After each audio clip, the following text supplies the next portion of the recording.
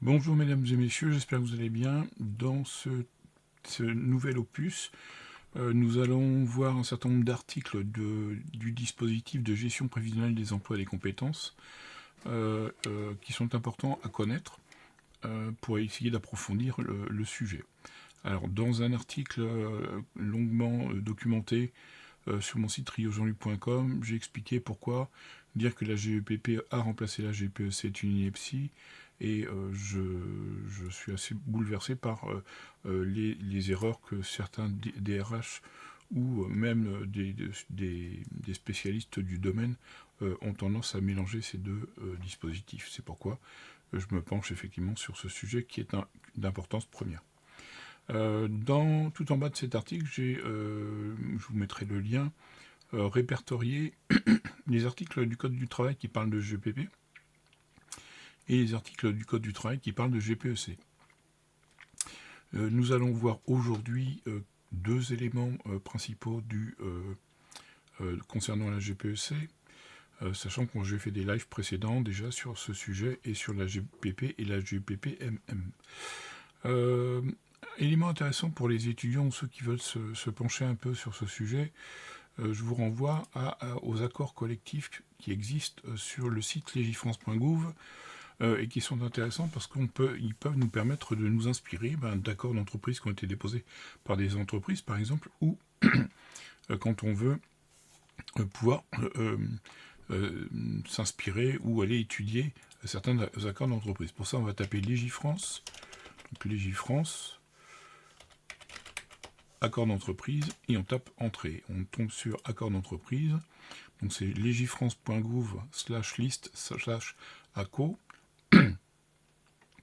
Dans la partie gauche, donc affiner la recherche, vous avez la sélection par thème. Vous sélectionnez dans les thèmes le thème qui s'intitule GPEC. Il est resté comme ça, ils n'ont pas distingué GPEC de GEPP. Et dedans, vous trouverez effectivement les accords d'entreprise relatifs à la GEPP et aussi à la GPEC. Donc dedans, vous trouverez des avenants, des accords, des textes intégraux et des extraits. Donc ça peut être intéressant d'étudier tel ou tel accord d'entreprise sur tel ou tel sujet. Il y a énormément d'accords qui ont été déposés concernant la GPC et la GEPP.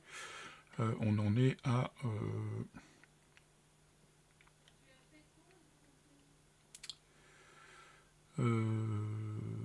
on en est à 3950 accords qu'on peut étudier. Donc ça fait quand même une sacrée base de données. Évidemment, quand on est DRH ou RRH, on peut être aussi amené à négocier des accords d'aménagement du temps de travail, de modulation, etc.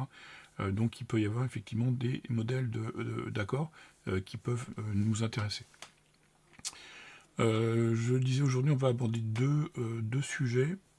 Les deux sujets qui sont en vert, la partie législative, deuxième partie, les relations collectives de travail, et la sixième partie, la formation professionnelle tout au long de la vie.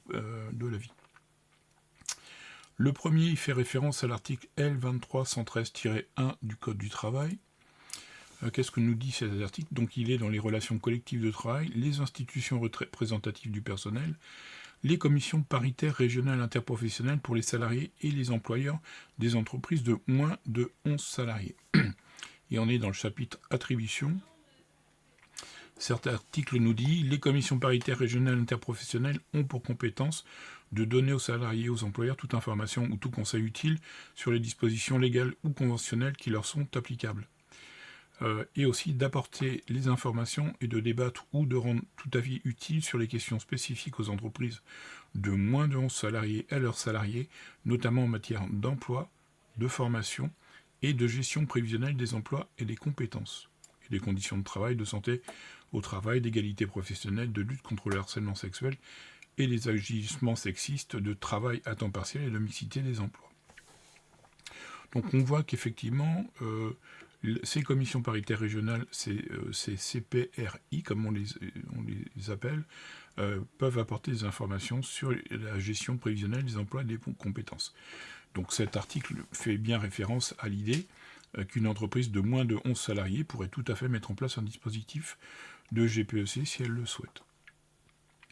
Donc la commission paritaire régionale interprofessionnelle vise à représenter les salariés et les employeurs de très petites entreprises, TPE, relevant des branches qui n'ont pas mis en place de commission conventionnelle équivalente.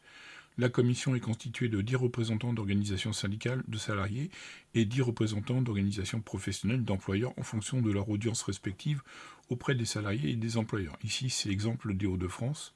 Et dedans, on retrouve bien les missions de cette instance de concertation régionale sont multiples. Donc donner aux salariés et aux employeurs toute information et tout conseil utile sur les dispositions légales ou conventionnelles qui leur sont applicables, apporter des informations, débattre et rendre tout avis utile sur les questions spécifiques aux entreprises de moins de 11 salariés et à la salariée, notamment en matière d'emploi, de formation, de gestion prévisionnelle des emplois et des compétences, de conditions de travail, de santé, etc. Faciliter la résolution de conflits individuels ou collectifs n'ayant pas donné lieu à la saisine d'une juridiction, la commission ne peut intervenir qu'avec l'accord des parties concernées, faire des propositions en matière d'activités sociales et culturelles. Donc là, j'ai pris l'exemple de la CPRI des Hauts-de-France, mais il y en a une par région.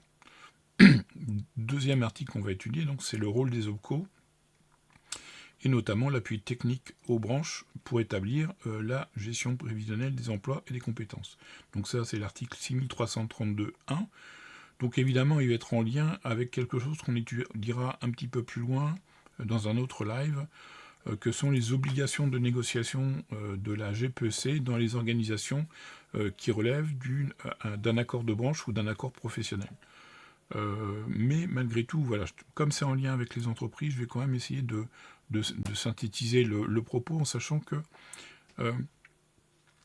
c'est pas nécessairement toujours très net. Qu'est-ce que dit cet article? Alors, l'article du Code du travail, c'est donc l'article 6332.1 du Code du travail. J'ai repris l'ensemble des articles du Code du travail pour la partie législative, la formation professionnelle tout au long de la vie. Donc le livre 3, la formation professionnelle, titre 3, financement de la formation professionnelle continue, et opérateurs de compétences, donc les OPCO. Donc dans l'article 6332.1, les organismes paritaires agréés sont nommés opérateurs de compétences, donc on les appelle OPCO. Ils ont pour mission d'assurer le financement des contrats d'apprentissage et de professionnalisation selon les niveaux de prise en charge fixés par les branches. Ils ont aussi pour mission d'apporter un appui technique aux branches adhérentes pour établir la gestion prévisionnelle de l'emploi et des compétences et pour déterminer les niveaux de prise en charge des contrats d'apprentissage et des contrats de professionnalisation. Alors, c'est vrai qu'on pourrait considérer que les OPCO ne sont en appui technique que pour les branches professionnelles, et donc ça se passerait au niveau des accords de branche et pas nécessairement au niveau des entreprises. Mais dans la partie formation professionnelle continue, et parce que les OPCO ont eu l'habitude, il est quand même utile et nécessaire parfois de se rapprocher de son OPCO pour avoir une aide et un appui technique à la mise en place d'un dispositif de GPEC. Ils ont fait ça pendant des années. Elles ont été regroupées, donc elles ont toujours au sein de leur OPCO des spécialistes du domaine, même si effectivement elles ont tendance à se pencher évidemment par défaut sur les entreprises de 300 salariés et plus. Et donc là on parlera du GEPP évidemment. Mais malgré tout, moi je considère que de manière directe ou indirecte, les OPCO sont concernés par cela. Donc les OPCO c'est quoi? Les OPCO, c'est effectivement le regroupement des branches professionnelles désignées qui s'appuient sur les critères de cohérence des métiers et des compétences de filières, d'enjeux communs de compétences, de formation, de mobilité, de services de proximité et de besoins des entreprises. Bon. Donc les OPCO ne consacrent pas leur activité qu'aux entreprises de 300 salariés et plus, évidemment. Elles sont réparties en 11 OPCO qui représentent 329 branches et elles ont effectivement comme mission notamment d'accompagner les entreprises et notamment sur tout ce qui est développement des compétences. Donc voici la liste et les coordonnées des OPCO que vous retrouvez sur travail-emploi.gouv, les opérateurs de compétences OPCO. Et voilà quels sont leurs agréments. Donc voilà un petit peu ce que je voulais vous dire sur ce sujet-là. Je ne le fais pas nécessairement très long aujourd'hui. Sachez que dans les OCO, on fait référence effectivement au décompte de l'effectif selon le code de la sécurité sociale. D'une manière générale, aujourd'hui, on a tendance effectivement à se baser sur le calcul du décompte de la sécurité sociale en termes d'effectifs. Donc les 12 derniers mois, les 12 mois successifs, et le calcul de la moyenne du nombre de salariés par mois de l'année civile, pour calculer effectivement les seuils de plus ou moins 300 salariés, plus ou moins 50 salariés, plus ou moins 11 salariés, etc., etc. Je vous remercie de votre attention et je vous dis à très bientôt.